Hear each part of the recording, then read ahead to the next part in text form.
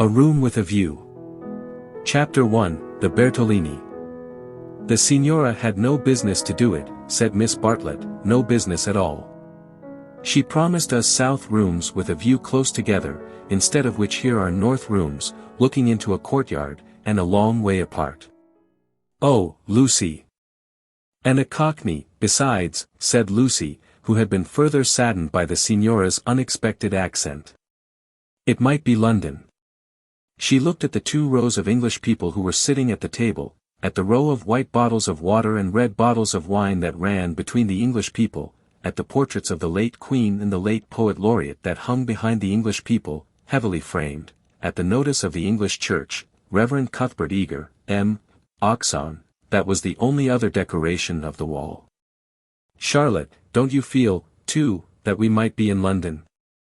I can hardly believe that all kinds of other things are just outside. I suppose it is one's being so tired. This meat has surely been used for soup, said Miss Bartlett, laying down her fork. I want so to see the Arno. The rooms the signora promised us in her letter would have looked over the Arno. The signora had no business to do it at all. Oh, it is a shame. Any nook does for me, Miss Bartlett continued, but it does seem hard that you shouldn't have a view. Lucy felt that she had been selfish. Charlotte, you mustn't spoil me, of course, you must look over the Arno, too. I meant that. The first vacant room in the front, you must have it, said Miss Bartlett, part of whose travelling expenses were paid by Lucy's mother, a piece of generosity to which she made many a tactful allusion. No, no. You must have it. I insist on it. Your mother would never forgive me, Lucy. She would never forgive me. The ladies' voices grew animated, and, if the sad truth be owned, a little peevish. They were tired, and under the guise of unselfishness they wrangled. Some of their neighbors interchanged glances, and one of them, one of the ill-bred people whom one does meet abroad, leant forward over the table and actually intruded into their argument. He said, I have a view, I have a view. Miss Bartlett was startled. Generally at a pension people looked them over for a day or 2 before speaking, and often did not find out that they would do, till they had gone. She knew that the intruder was ill-bred, even before she glanced at him. He was an old man, of heavy build, with a fair, shaven face and large eyes. There was something childish in those eyes, though it was not the childishness of senility.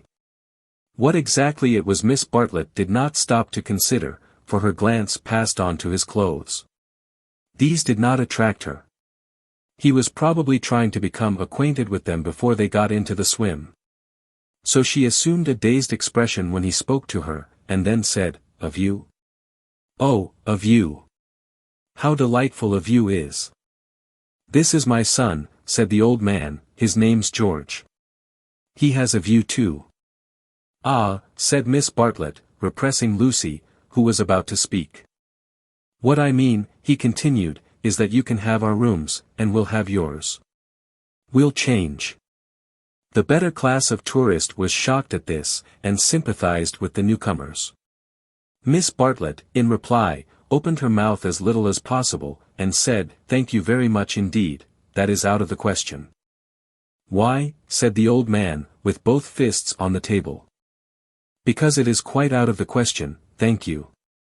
You see, we don't like to take, began Lucy. Her cousin again repressed her. But why, he persisted. Women like looking at a view, men don't. And he thumped with his fists like a naughty child, and turned to his son, saying, George, persuade them. It's so obvious they should have the rooms, said the son. There's nothing else to say. He did not look at the ladies as he spoke, but his voice was perplexed and sorrowful. Lucy, too, was perplexed, but she saw that they were in for what is known as quite a scene, and she had an odd feeling that whenever these ill-bred tourists spoke the contest widened and deepened till it dealt, not with rooms and views, but with, well, with something quite different, whose existence she had not realized before. Now the old man attacked Miss Bartlett almost violently. Why should she not change? What possible objection had she? They would clear out in half an hour. Miss Bartlett, though skilled in the delicacies of conversation, was powerless in the presence of brutality. It was impossible to snub anyone so gross. Her face reddened with displeasure. She looked around as much as to say, "Are you all like this?" And two little old ladies, who were sitting further up the table, with shawls hanging over the backs of the chairs, looked back, clearly indicating, "We are not, we are genteel." "Eat your dinner, dear," she said to Lucy, and began to toy again with the meat that she had once censured. Lucy mumbled that those seemed very odd people opposite. "Eat your dinner, dear. This pension is a failure. Tomorrow we will make a change." Hardly had she announced this fell decision when she reversed it. The curtains at the end of the room parted, and revealed a clergyman, stout but attractive, who hurried forward to take his place at the table, cheerfully apologizing for his lateness. Lucy, who had not yet acquired decency, at once rose to her feet, exclaiming, "Oh, oh! Why, it's Mr. Beebe! Oh, how perfectly lovely! Oh, Charlotte, we must stop now, however bad the rooms are." "Oh!" Miss Bartlett said, with more restraint. "How do you do, Mr. Beebe? I expect that you have forgotten us, Miss Bartlett and Miss Honeychurch, who were at Tunbridge Wells when you helped the vicar of St. Peter's that very cold Easter." The clergyman, who had the air of one on a holiday, did not remember the ladies quite as clearly as they remembered him. But he came forward pleasantly enough and accepted the chair into which he was beckoned by Lucy. "I am so glad to see you," said the girl, who was in a state of spiritual starvation, and would have been glad to see the waiter if her cousin had permitted it. "Just fancy how small the world is. Summer Street, too, makes it so specially funny." "Miss Honeychurch lives in the parish of Summer Street," said Miss Bartlett, filling up the gap, "and she happened to tell me in the course of conversation that you have just accepted the living." "Yes, I heard from mother so last week. She didn't know that I knew you at Tunbridge Wells, but I wrote back at once, and I said, Mr. Beebe is." "Quite right," said the clergyman. "I move into the rectory at Summer Street next June. I am lucky to be appointed to such a charming neighborhood. Oh, how glad I am. The name of our house is Windy Corner." Mr. Beebe bowed. "There is mother and me generally, and my brother, though it's not often we get him to the church is rather far off, I mean. Lucy, dearest, let Mr. Beebe eat his dinner." "I am eating it, thank you, and enjoying it." He preferred to talk to Lucy, whose playing he remembered, rather than to Miss Bartlett, who probably remembered his sermons. He asked the girl whether she knew Florence well, and was informed at some length that she had never been there before. It is delightful to advise a newcomer, and he was first in the field. "Don't neglect the country round," his advice concluded. "The first fine afternoon drive up to Fiesole, and round by Settignano, or something of that sort." "No," cried a voice from the top of the table. "Mr. Beebe, you are wrong. The first fine afternoon your ladies must go to Prato." "That lady looks so clever," whispered Miss Bartlett to her cousin. "We are in luck." And, indeed, a perfect torrent of information burst on them. People told them what to see, when to see it, how to stop the electric trams, how to get rid of the beggars, how much to give for a vellum blotter, how much the place would grow upon them. The Pensione Bertolini had decided, almost enthusiastically, that they would do. Whichever way they looked, kind ladies smiled and shouted at them. And above all rose the voice of the clever lady, crying, "Prato! They must go to Prato. That place is too sweetly squalid for words. I love it, I revel in shaking off the trammels of respectability, as you know." The young man named George glanced at the clever lady, and then returned moodily to his plate. Obviously he and his father did not do. Lucy, in the midst of her success, found time to wish they did. It gave her no extra pleasure that anyone should be left in the cold, and when she rose to go, she turned back and gave the two outsiders a nervous little bow. The father did not see it, the son acknowledged it, not by another bow, but by raising his eyebrows and smiling. he seemed to be smiling across something. She hastened after her cousin, who had already disappeared through the curtains which smote one in the face, and seemed heavy with more than cloth. Beyond them stood the unreliable Signora, bowing good evening to her guests, and supported by Henry, her little boy, and Victoire, her daughter. It made a curious little scene, this attempt of the Cockney to convey the grace and geniality of the South. And even more curious was the drawing-room, which attempted to rival the solid comfort of a Bloomsbury boarding-house. Was this really Italy? Miss Bartlett was already seated on a tightly stuffed armchair, which had the color and the contours of a tomato. She was talking to Mr. Beebe, and as she spoke, her long narrow head drove backwards and forwards, slowly, regularly, as though she were demolishing some invisible obstacle. "We are most grateful to you," she was saying. "The first evening means so much. When you arrived we were in for a peculiarly mauvaise quart d'heure." He expressed his regret. "Do you, by any chance, know the name of an old man who sat opposite us at dinner?" "Emerson." "Is he a friend of yours?" "We are friendly, as one is in pensions." "Then I will say no more." He pressed her very slightly, and she said more. "I am, as it were," she concluded, "the chaperone of my young cousin, Lucy, and it would be a serious thing if I put her under an obligation to people of whom we know nothing." His manner was somewhat unfortunate. "I hope I acted for the best." "You acted very naturally," said he. He seemed thoughtful, and after a few moments added, "All the same, I don't think much harm would have come of accepting." "No harm, of course. But we could not be under an obligation. He is rather a peculiar man." Again he hesitated, and then said gently, "I think he would not take advantage of your acceptance, nor expect you to show gratitude. He has the merit, if it is one, of saying exactly what he means. He has rooms he does not value, and he thinks you would value them. He no more thought of putting you under an obligation than he thought of being polite. It is so difficult, at least, I find it difficult, to understand people who speak the truth." Lucy was pleased, and said, "I was hoping that he was nice. I do so always hope that people will be nice. I think he is, nice and tiresome. I differ from him on almost every point of any importance, and so, I expect, I may say I hope, you will differ. But his is a type one disagrees with rather than deplores. When he first came here he not unnaturally put people's backs up. He has no tact and no manners. I don't mean by that he has bad manners, and he will not keep his opinions to himself. We nearly complained about him to our depressing Signora, but I am glad to say we thought better of it." "Am I to conclude," said Miss Bartlett, "that he is a socialist?" Mr. Beebe accepted the convenient word, not without a slight twitching of the lips. "And presumably he has brought up his son to be a socialist, too?" "I hardly know George, for he hasn't learnt to talk yet. He seems a nice creature, and I think he has brains.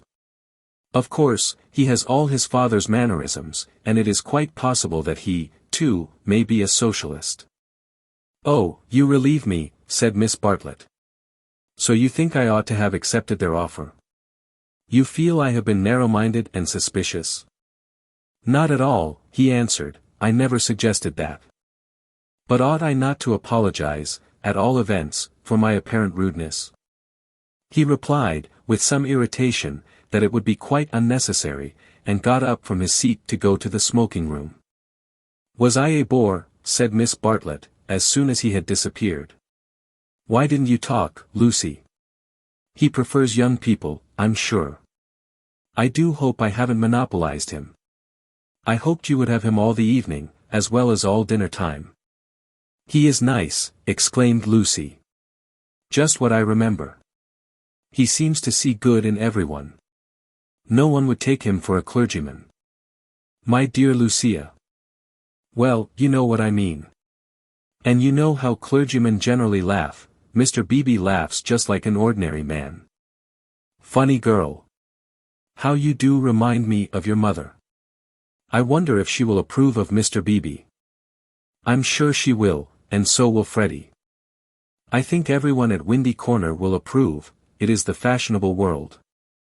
I am used to Tunbridge Wells, where we are all hopelessly behind the times. Yes, said Lucy despondently. There was a haze of disapproval in the air, but whether the disapproval was of herself, or of Mr. Beebe, or of the fashionable world at Windy Corner, or of the narrow world at Tunbridge Wells, she could not determine. She tried to locate it, but as usual she blundered. Miss Bartlett sedulously denied disapproving of any one, and added, I am afraid you are finding me a very depressing companion. And the girl again thought, I must have been selfish or unkind, I must be more careful. It is so dreadful for Charlotte, being poor. Fortunately one of the little old ladies, who for some time had been smiling very benignly, now approached and asked if she might be allowed to sit where Mr. Beebe had sat. Permission granted, she began to chatter gently about Italy, the plunge it had been to come there, the gratifying success of the plunge, the improvement in her sister's health, the necessity of closing the bedroom windows at night, and of thoroughly emptying the water bottles in the morning. She handled her subjects agreeably, and they were, perhaps, more worthy of attention than the high discourse upon Guelphs and Ghibellines which was proceeding tempestuously at the other end of the room. It was a real catastrophe, not a mere episode, that evening of hers at Venice, when she had found in her bedroom something that is one worse than a flea, though one better than something else. But here you are as safe as in England. Signora Bertolini is so English. Yet our rooms smell, said poor Lucy. We dread going to bed. Ah, then you look into the court. She sighed. If only Mr. Emerson was more tactful. We were so sorry for you at dinner. I think he was meaning to be kind. Undoubtedly he was, said Miss Bartlett. Mr. Beebe has just been scolding me for my suspicious nature. Of course, I was holding back on my cousin's account. Of course, said the little old lady, and they murmured that one could not be too careful with a young girl. Lucy tried to look demure, but could not help feeling a great fool. No one was careful with her at home, or, at all events, she had not noticed it. About old Mr. Emerson, I hardly know. No, he is not tactful, yet, have you ever noticed that there are people who do things which are most indelicate, and yet at the same time, beautiful? Beautiful, said Miss Bartlett, puzzled at the word. Are not beauty and delicacy the same? So one would have thought, said the other helplessly. But things are so difficult, I sometimes think. She proceeded no further into things, for Mr. Beebe reappeared, looking extremely pleasant. Miss Bartlett, he cried, it's all right about the rooms. I'm so glad. Mr. Emerson was talking about it in the smoking room, and knowing what I did, I encouraged him to make the offer again. He has let me come and ask you. He would be so pleased. Oh, Charlotte, cried Lucy to her cousin, we must have the rooms now. The old man is just as nice and kind as he can be. Miss Bartlett was silent. I fear, said Mr. Beebe, after a pause, that I have been officious. I must apologize for my interference. Gravely displeased, he turned to go. Not till then did Miss Bartlett reply, my own wishes, dearest Lucy, are unimportant in comparison with yours. It would be hard indeed if I stopped you doing as you liked at Florence, when I am only here through your kindness. If you wish me to turn these gentlemen out of their rooms, I will do it. Would you then, Mr. Beebe, kindly tell Mr. Emerson that I accept his kind offer, and then conduct him to me, in order that I may thank him personally? She raised her voice as she spoke, it was heard all over the drawing-room, and silenced the Guelphs and the Ghibellines. The clergyman, inwardly cursing the female sex, bowed, and departed with her message. Remember, Lucy, I alone am implicated in this. I do not wish the acceptance to come from you. Grant me that, at all events. Mr. Beebe was back, saying rather nervously. Mr. Emerson is engaged, but here is his son instead. The young man gazed down on the three ladies, who felt seated on the floor, so low were their chairs. My father, he said, is in his bath, so you cannot thank him personally. But any message given by you to me will be given by me to him as soon as he comes out. Miss Bartlett was unequal to the bath. All her barbed civilities came forth wrong end first. Young Mr. Emerson scored a notable triumph to the delight of Mr. Beebe and to the secret delight of Lucy. "Poor young man," said Miss Bartlett, as soon as he had gone.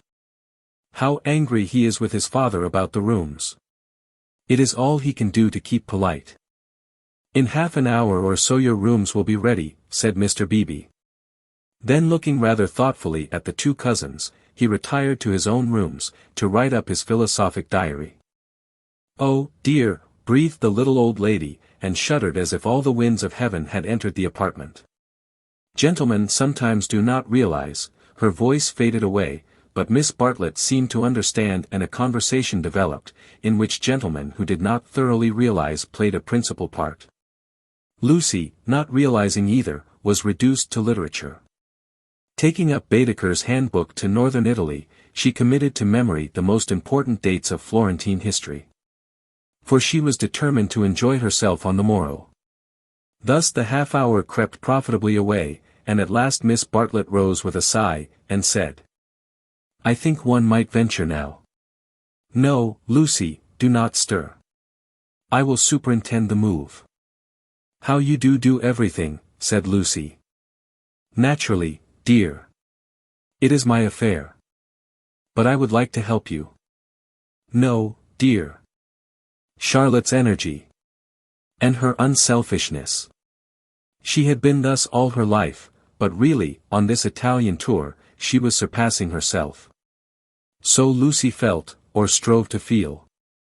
And yet, there was a rebellious spirit in her which wondered whether the acceptance might not have been less delicate and more beautiful. At all events, she entered her own room without any feeling of joy. "I want to explain," said Miss Bartlett, "why it is that I have taken the largest room. Naturally, of course, I should have given it to you, but I happen to know that it belongs to the young man, and I was sure your mother would not like it." Lucy was bewildered.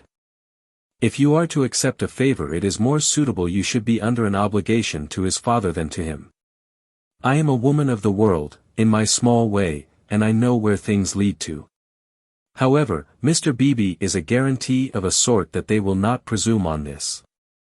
"Mother wouldn't mind, I'm sure," said Lucy, but again had the sense of larger and unsuspected issues. Miss Bartlett only sighed, and enveloped her in a protecting embrace as she wished her good night. It gave Lucy the sensation of a fog, and when she reached her own room she opened the window and breathed the clean night air, thinking of the kind old man who had enabled her to see the lights dancing in the Arno and the cypresses of San Miniato, and the foothills of the Apennines, black against the rising moon. Miss Bartlett, in her room, fastened the window shutters and locked the door, and then made a tour of the apartment to see where the cupboards led, and whether there were any oubliettes or secret entrances. It was then that she saw, pinned up over the washstand, a sheet of paper on which was scrawled an enormous note of interrogation. Nothing more. "What does it mean?" she thought, and she examined it carefully by the light of a candle. Meaningless at first, it gradually became menacing, obnoxious, portentous with evil. She was seized with an impulse to destroy it, but fortunately remembered that she had no right to do so, since it must be the property of young Mr. Emerson. So she unpinned it carefully, and put it between two pieces of blotting paper to keep it clean for him. Then she completed her inspection of the room, sighed heavily according to her habit, and went to bed.